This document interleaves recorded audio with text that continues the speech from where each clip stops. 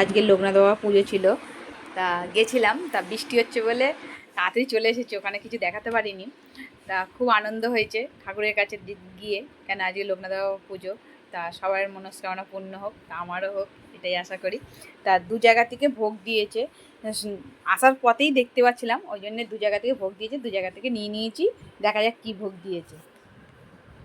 তা এই একটা ভোগ দিয়েছে, তা এটা ওখানে কুপন কেটেও দিয়ে দিচ্ছিলো, ওই জন্য পয়সা দিয়েও আমার বর নিয়ে নিয়েছে। তাই দেখো কী দিয়েছে, দেখা যাক।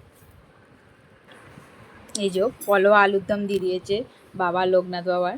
তাই এইটা এক জায়গা থেকে দিয়েছে, ভাটানগরের মধ্যে দু জায়গায় পুজো হয় বড় বড়। তা আর এক জায়গায় খিচুড়ি দিচ্ছিলো এই জায়গায়। তা বৃষ্টি পড়ছিলো বলে খেতে পারিনি, তো আমাদের কেউ নেয়নি, আমি একাই নিয়েছি। তাই একটা খিচুড়ি দিয়েছে, আর এটা 50 টাকা কুপন কেটে আমার বর নিয়েছে। তা বাবার ভোগ দর্শন করে নাও, দেখো দু জায়গা থেকে নিয়েছি। তা আমার তো খুব ভালোই লাগলো, আমার বর নিয়ে গেছে। তা তোমাদের কেমন লাগলো বলো। তা তোমরা কিরমভাবে কোথায় কোথায় গেছো বলো একটু লোকনাথ বাবা পুজোতে।